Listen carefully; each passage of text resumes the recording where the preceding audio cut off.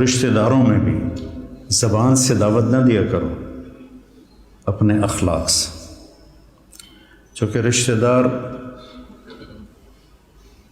سب سے مشکل ہوتا ہے تعلق قائم کرنا رشتہ داروں میں۔ جب بھی تو اللہ نے اتنی آیات اتاری ہیں اور اتنی احادیث ہیں، تو اس میں سب سے مشکل ہوتا ہے رشتہ داروں سے تعلق قائم کرنا، کہ وہ رویے ٹکراؤ ہوتا ہے۔ تو اس میں آپ کے اخلاق، آپ کی تواضع، آپ کی عاجزی، کوئی ان میں سے بدتمیزی کرے تو آپ کا برداشت کرنا عموماً، اور والدین خاص طور۔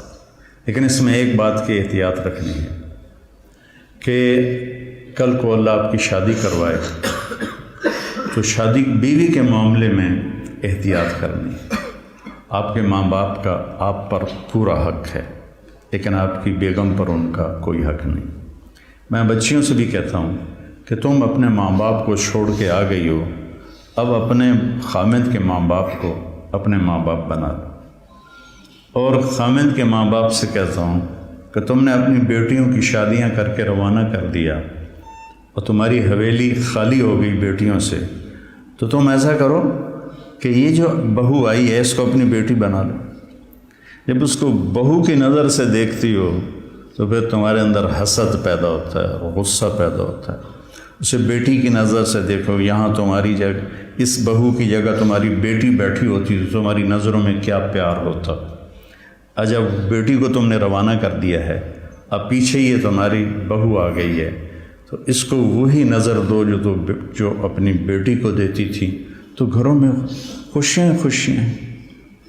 تو ماں باپ کا تمہاری بیوی پر کوئی حق نہیں ہے، لیکن میں نصیحت کرتا ہوں بچیوں کو کہ خامد کے ماں باپ کو عزت دو، ان کی خوشی سے خدمت کرو، اگرچہ تمہارے ذمہ نہیں، لیکن کرنا تمہارے لیے اجر و ثواب کا باعث ہے۔ اور بچی کے ماں باپ سے کہتا ہوں، دیکھو پوری ہدایہ جیسی کتاب میں بھی ساس کا کوئی حق نہیں لکھا ہو۔ خامد اور بیوی کے حقوق، اولاد کے حقوق، تو میری ذمہ اپنی ماں باپ کی خدمت ہے۔ میری بیوی خوشی سے تیار ہو جائے تو اس کا احسان ہے، اس کی نیکی ہے۔ زبردستی کر کے میں کروں ورنہ میں تجھے نکال دوں گا تو یہ ظلم ہے۔ ماں باپ کے کہنے پہ طلاق نہیں دینی، طلاق دے دو بڑی نافرمان ہے۔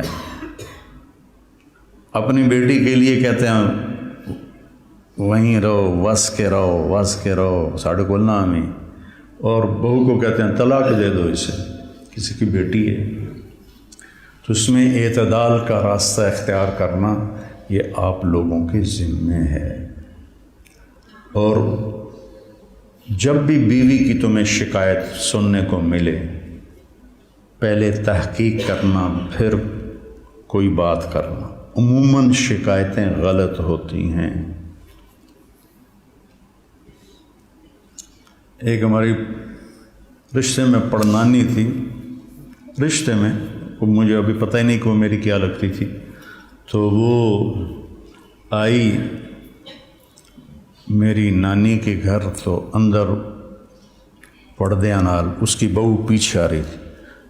میری نانی نے آندی ہے تو میرے کو پوچھنا ہے اے تھوڑا رنگ پیلا کیوں ہو گیا ہے؟ یہ انہوں سمجھا رہی ہے کہ تو میرے کو پوچھنا ہے تھوڑا رنگ پیلا کیوں ہو گیا۔ اچھا، وہ میری نانی کا ان سے کوئی بانجی بھتیجی کا رشتہ تھا، تو انہوں نے کہا جی ٹھیک ہے جی نانی جی۔ وہ پیچھو بہو آ گئی، سلام دعا کے بعد وہ کہنے لگی خالہ جی تھوڑا رنگ بڑا پھکا پی گیا ہے۔ ہاں، نہ دودھ پلائندی ہے، نہ چاہ پیوائندی ہے، نہ انڈے کھوائندی ہے، نہ روٹی دا پوچھدی ہے، نہ پانی دا پوچھدی ہے۔ اگو وہ بھی تھی، یہ کودے نو تو وہ کودے تیرا، سی کا بھائی بگھیرا، یہ کودے نو تو وہ کودے تیرا۔ اگو اس نے بھی لے لیا ہاتھوں ہاتھ، ہر شے کھا جانی ہے تو علی پہ آنی ہے، میں تین کچھ نہیں پوچھ دیا۔ یہ ہماری معاشرت ہے، تو اس سے آپ لوگوں نے پرہیز کرنا ہے، عدل کرنا ہے۔ الگ رہنے کا انتظام کر سکو اسبابوں تو بہت اچھا ہے، اکٹھے رہنے کا ہے تو پھر بیوی کو پناہ دو، تو اس کو اپنے ماں باپ کی شدت سے بچاؤ، بیوی میں بدتمیزی ہے تو ماں باپ کو بچاؤ۔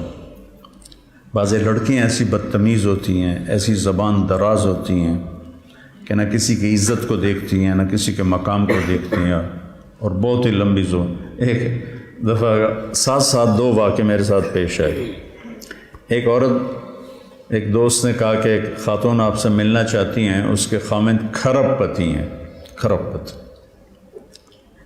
کہ ملا دو۔ وہ آ گئیں، 50 سال پلس ان کی عمر تھی، تو بیٹھتے ہی رونے لگیں۔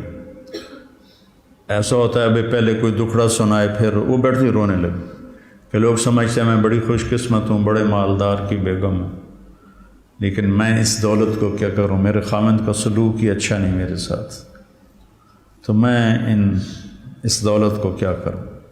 ٹھیک، اس سے کوئی چند ہفتے بعد میں کراچی جا رہا تھا، جہاز میں ایک نوجوان بڑا خوبصورت میرے پاس آ گیا، کہنے لگا مولانا صاحب اللہ نے مجھے سب کچھ دیا ہے، رزق دیا ہے، گھر دیا ہے، دولت دی ہے، لیکن میں اپنی بیوی سے اتنا تنگ ہوں، اس کی 30 فٹ لمبی زبان ہے۔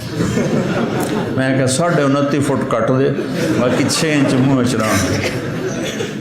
اس کی 30 فٹ لمبی زبان ہے۔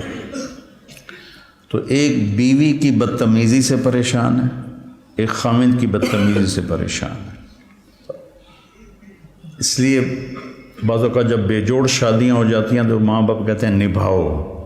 طلاق کس لیے ہے؟ طلاق اس لیے ہے کہ اگر خامد بدتمیز ہے تو ان کی عادت نہیں بدلے گی، بچی کو فارغ قرار۔ بچی بدتمیز ہے تو اپنے بچے کو ذلیل نہ کرو، فارغ قرار دو۔ اللہ نے طلاق اس لیے رکھی۔ تو میرے عزیزو، یہ زندگی کے اسباق ہیں جو اتنے ہی ضروری ہیں جتنے ہم باقی اسباق کو پڑھتے ہیں۔